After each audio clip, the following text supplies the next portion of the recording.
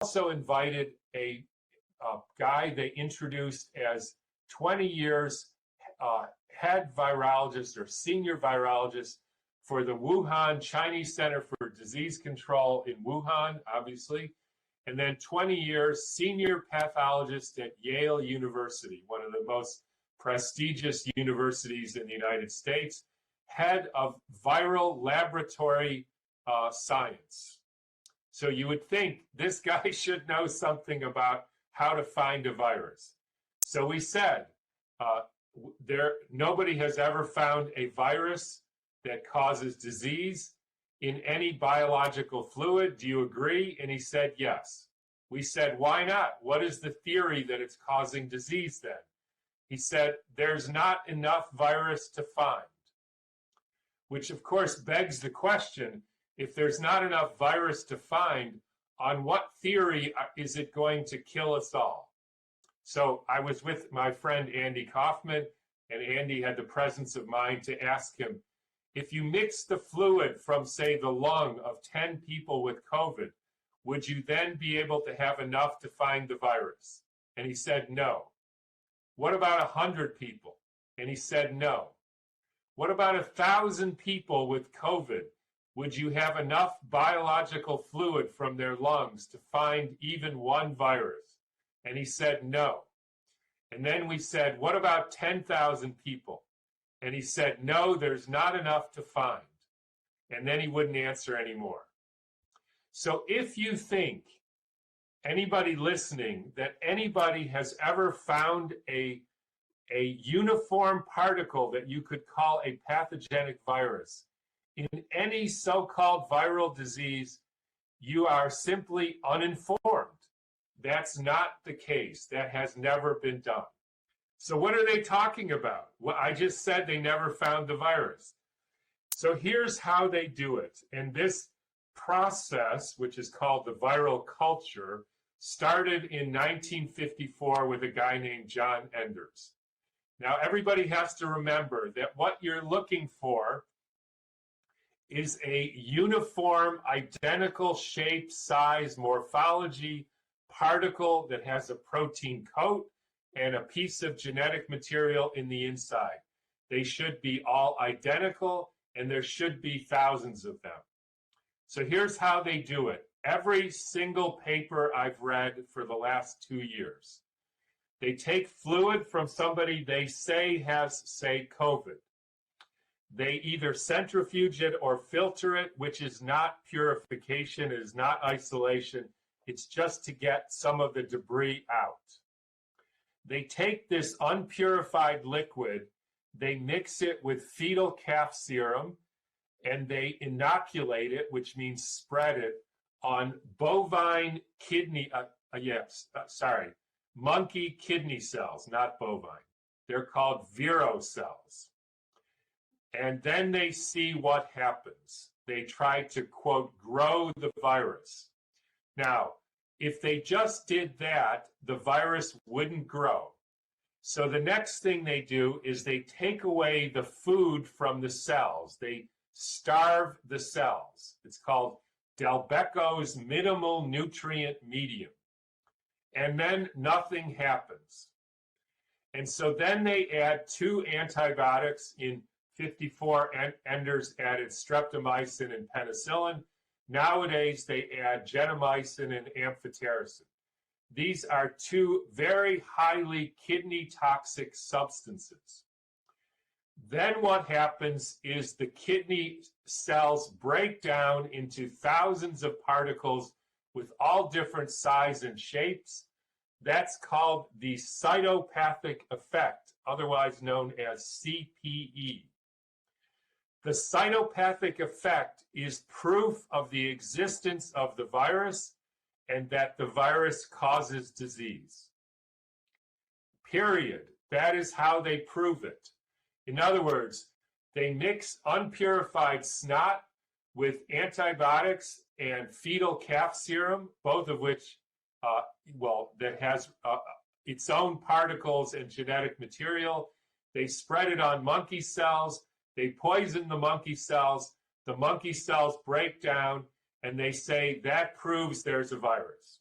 Now, why did I write Breaking the Spell? Because for the first time in 60-some years, and we means Stefan Lanka, who is a virologist by training, now he's not, but Andy Kaufman and myself, we decided to repeat this experiment. So what we did, to make it absolutely clear, is we took these kidney cells, or cell culture, and we grew them, and they were fine. And then we added calf serum and a little bit of antibiotics, and they were fine. And then we took away the nutrients and added the same amount of antibiotics that they do in all the isolation experiments. In other words, we reproduced the isolation experiment, except we never added anything from anybody who was sick.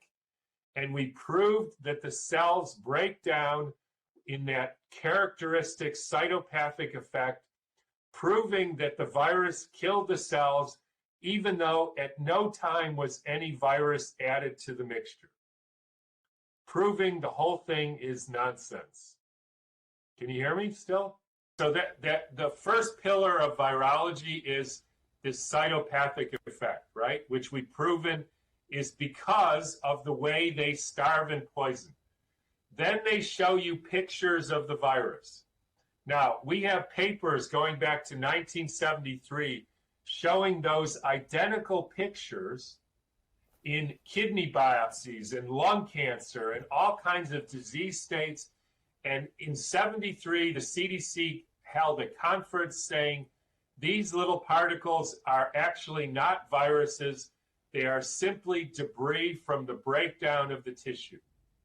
So that's the second pillar. Well, we see the virus. Turns out you don't see anything. All you see is when you starve and poison tissue, it breaks down into little pieces exactly like you would expect, and that is not a virus. The third pillar is, well, we took this cell culture and it breaks down into little pieces, and we put it in our computer, and it aligned it in a way that I don't need to go into. It put the pieces together, and we found the SARS-CoV-2 genome. So that proves that the genome is there. So what we did was we took that cell culture, right, that had no virus in it, and we added pure RNA from yeast, because this is an RNA virus, and ran the program exactly the way they ran the SARS-CoV-2. And lo and behold, we came out with the genome for SARS-CoV-2, even though there was never anything from any virus or any person with COVID anywhere near that mixture, proving that the alignment or the production of that genome is based on a complete artifact. It's completely anti-scientific, because you get the same result if you just do it with a bunch of RNA from yeast. And our next step, and this is all described in the booklet, our next step is we're going to show that you can make any RNA virus you want by doing the same thing. So you can find the measles virus, Ebola virus, Zika virus, HIV virus. All you have to do is add yeast RNA, put it into the computer. It makes an in silico or imaginary genome, and that's how they find it. And the whole thing is anti-scientific, illogical, irrational nonsense. What is the reaction of the medical and scientific community to you doing that? Because for me, as an outsider, you've just disproved everything that they're basing this whole narrative on. Are they basically just ignored it, or are they attacking it? Interesting about this, if you were to take a guess, how much money has been put into the study of virology in the last 50 years? Hundreds of billions of dollars. Hundreds of billions of dollars. Right? You know how much it took us? I know the exact number because I was the fundraiser for this study. To disprove virology, you know how much money it took? $42,000. Okay, still not hundreds of billions or even close. No, I mean, right. We had to raise some money to buy the cultures and keep them going and to get some yeast and get the right drugs and everything and to take the pictures, make sure that we had, every step of the way was observed and verified, right? It's not nothing. Of course. But $42,000, that's like, yeah, that's nothing.